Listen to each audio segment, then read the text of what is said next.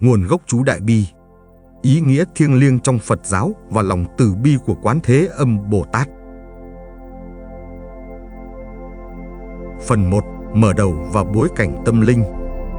Trong không gian tĩnh lặng của Phật giáo, nơi tâm hồn con người tìm về sự an lạc và giải thoát, có một bài chú được xem như biểu tượng của lòng từ bi vô lượng.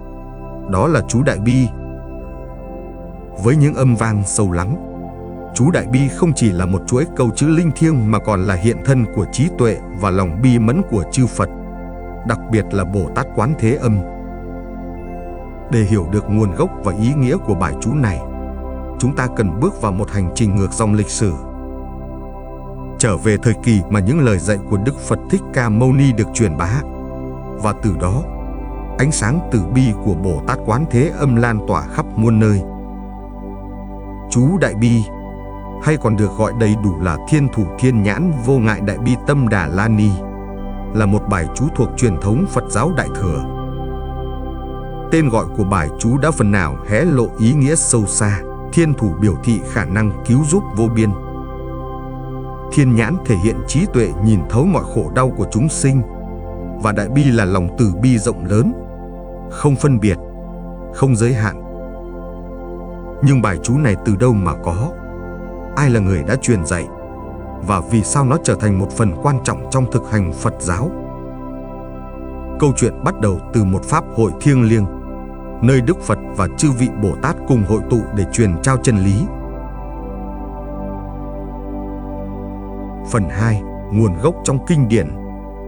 Theo truyền thống Phật giáo Đại Thừa, chú Đại Bi được ghi lại trong kinh Thiên Thủ Thiên Nhãn Quán Thế Âm Bồ Tát Quảng Đại Viên Mãn Vô Ngại Đại Bi Tâm Đà La Ni.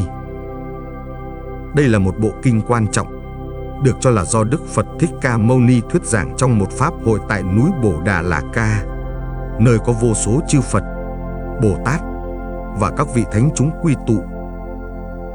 Trong pháp hội này, Bồ Tát Quán Thế Âm với lòng từ bi sâu sắc đã phát đại nguyện cứu độ tất cả chúng sinh khỏi khổ đau. Chính từ nguyện lực này, bài chú được truyền dạy như một phương tiện để chúng sinh nương tựa, vượt qua nghiệp chướng và đạt được an lạc. Câu chuyện về sự ra đời của chú Đại Bi được kể lại trong kinh như sau.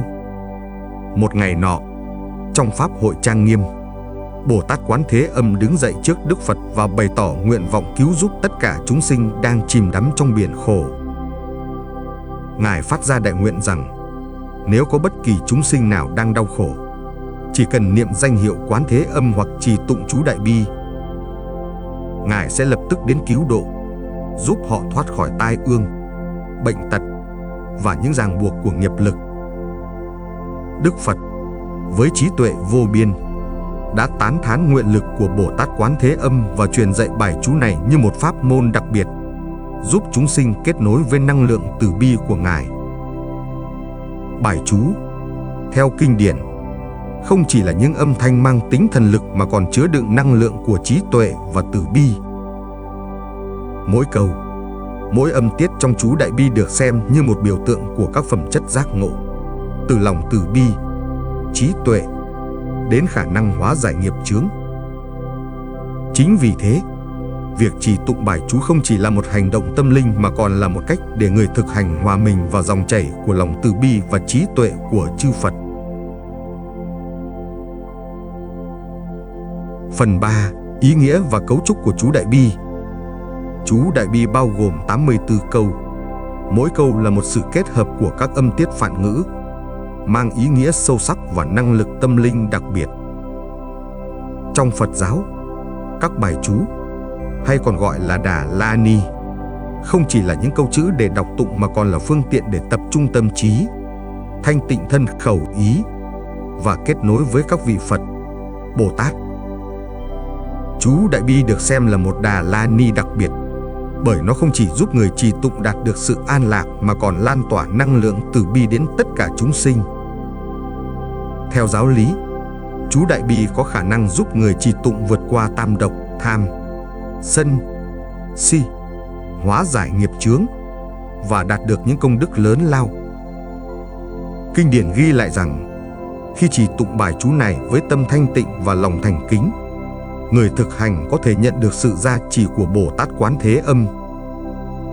Từ đó vượt qua những khó khăn trong cuộc sống như bệnh tật, tai nạn hay những trở ngại tâm lý.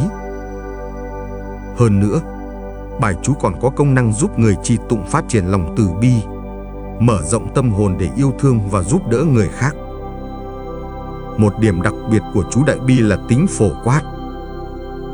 Không giống như một số pháp môn đòi hỏi sự chuẩn bị phức tạp hoặc kiến thức sâu rộng về giáo lý, chú Đại Bi có thể được thực hành bởi bất kỳ ai, bất kể trình độ hay hoàn cảnh. Dù là một vị tăng ni hay một người cư sĩ, dù là người mới bắt đầu hay đã tu tập lâu năm, bất kỳ ai thành tâm trì tụng bài chú đều có thể nhận được lợi ích. Điều này phản ánh tinh thần từ bi của Bồ Tát Quán Thế Âm, luôn sẵn sàng cứu độ tất cả chúng sinh mà không phân biệt giàu nghèo, trí thức hay bình dân. Phần 4. Vai trò của Bồ Tát Quán Thế Âm. Để hiểu sâu hơn về chú Đại Bi, không thể không nhắc đến Bồ Tát Quán Thế Âm, vị Bồ Tát gắn liền với bài chú này. Trong Phật giáo Đại Thừa, Quán Thế Âm là biểu tượng của lòng từ bi, luôn lắng nghe tiếng kêu cứu của chúng sinh để kịp thời cứu độ. Tên gọi Quán Thế Âm có nghĩa là người quán chiếu âm thanh của thế gian, ám chỉ khả năng thấu hiểu mọi khổ đau và nguyện vọng của chúng sinh. Với hình tượng thiên thủ thiên nhãn ngàn tay ngàn mắt, Bồ Tát Quán Thế Âm được mô tả như một vị có khả năng cứu giúp vô biên, luôn hiện diện ở khắp mọi nơi để hỗ trợ những ai cần đến Ngài. Trong kinh Thiên Thủ Thiên Nhãn, Bồ Tát Quán Thế Âm được mô tả là đã đạt được cảnh giới giác ngộ cao thâm, nhưng vì lòng từ bi, Ngài chọn ở lại cõi ta bà để cứu độ chúng sinh. Ngài có khả năng hóa thân thành nhiều hình dạng khác nhau, từ một vị tăng, một người phụ nữ, đến một đứa trẻ, để tiếp cận và giúp đỡ chúng sinh một cách phù hợp nhất. Chú Đại Bi, do đó, không chỉ là một bài chú mà còn là cầu nối tâm linh, giúp người trì tụng kết nối với nguyện lực và năng lượng từ bi của Ngài. Trong nhiều truyền thống Phật giáo, đặc biệt là ở Đông Á như Việt Nam, Trung Quốc và Nhật Bản, việc trì tụng chú Đại Bi thường được thực hiện trong các nghi lễ cầu an, cầu siêu hoặc trong những lúc gặp khó khăn. Người ta tin rằng khi trì tụng bài chú với tâm thành kính, Bồ Tát Quán Thế Âm sẽ gia trì, giúp hóa giải những khổ đau và mang lại bình an. Câu chuyện về những phép màu liên quan đến chú Đại Bi được truyền tụng qua nhiều thế hệ, từ những người thoát khỏi tai nạn hiểm nghèo đến những người tìm được sự an lạc trong tâm hồn sau khi trì tụng bài chú. Phần 5. Chú Đại Bi trong thực hành Phật giáo. Trong thực tiễn, chú Đại Bi được sử dụng rộng rãi trong các nghi lễ và pháp môn của Phật giáo Đại Thừa. Tại Việt Nam, bài chú này thường được tụng trong các chùa, đặc biệt là vào các dịp lễ lớn như Vu Lan, cầu an hoặc cầu siêu. Người Phật tử thường trì tụng bài chú này vào buổi sáng hoặc buổi tối, như một cách để thanh tịnh tâm hồn và cầu nguyện cho sự bình an của bản thân và gia đình. Việc trì tụng chú Đại Bi đòi hỏi sự thành tâm và tập trung. Theo giáo lý, người trì tụng cần giữ tâm thanh tịnh, tránh những ý nghĩ tiêu cực và hướng tâm đến lòng từ bi. Một số truyền thống khuyến khích trì tụng bài chú 3, 7, 21 hoặc 108 lần trong mỗi buổi thực hành, tùy theo hoàn cảnh và mục đích. Ngoài ra, việc trì tụng thường được kết hợp với thiền định hoặc quán tưởng hình ảnh Bồ Tát Quán Thế Âm để tăng cường sự kết nối tâm linh. Ngoài việc trì tụng, chú Đại Bi còn được sử dụng trong các nghi thức đặc biệt như lễ sám hối, lễ cầu siêu hoặc các buổi tụng kinh để cầu nguyện cho những người đã khuất. Trong những nghi thức này, bài chú không chỉ mang ý nghĩa tâm linh mà còn là một cách để người thực hành bày tỏ lòng biết ơn và cầu mong cho tất cả chúng sinh được an lạc. Phần 6. Chú Đại Bi và ảnh hưởng văn hóa. Chú Đại Bi không chỉ có ý nghĩa trong phạm vi tâm linh mà còn để lại dấu ấn sâu sắc trong văn hóa Phật giáo.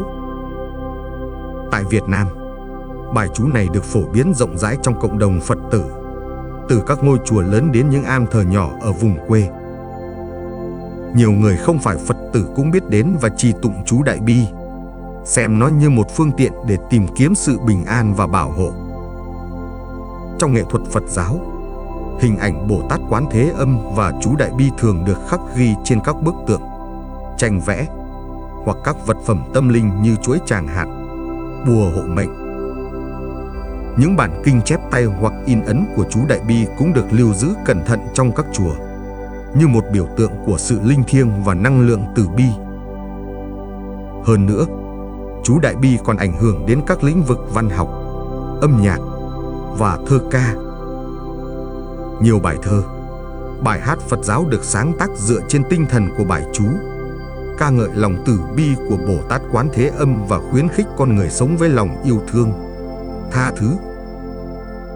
Những câu chuyện về sự linh ứng của chú Đại Bi cũng được truyền tụng trong dân gian, trở thành nguồn cảm hứng cho nhiều thế hệ.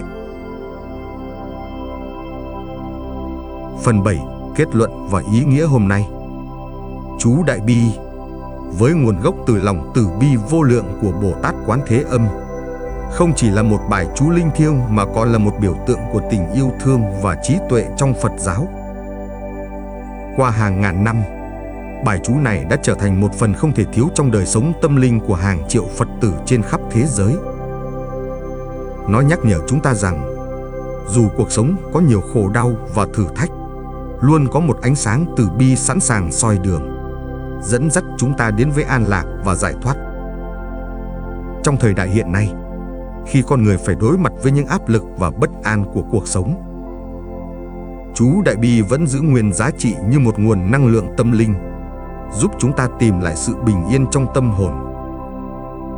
Việc trì tụng bài chú không chỉ là một thực hành tôn giáo mà còn là một cách để mỗi người nuôi dưỡng lòng từ bi, học cách yêu thương và tha thứ, từ đó xây dựng một cuộc sống ý nghĩa hơn.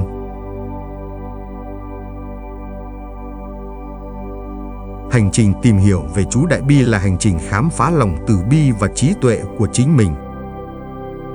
Như lời dạy của Đức Phật, tất cả chúng ta đều có Phật tính, và qua việc trì tụng chú Đại Bi, chúng ta đang đánh thức hạt giống giác ngộ trong tâm hồn, hướng đến một thế giới tràn đầy tình thương và hòa bình.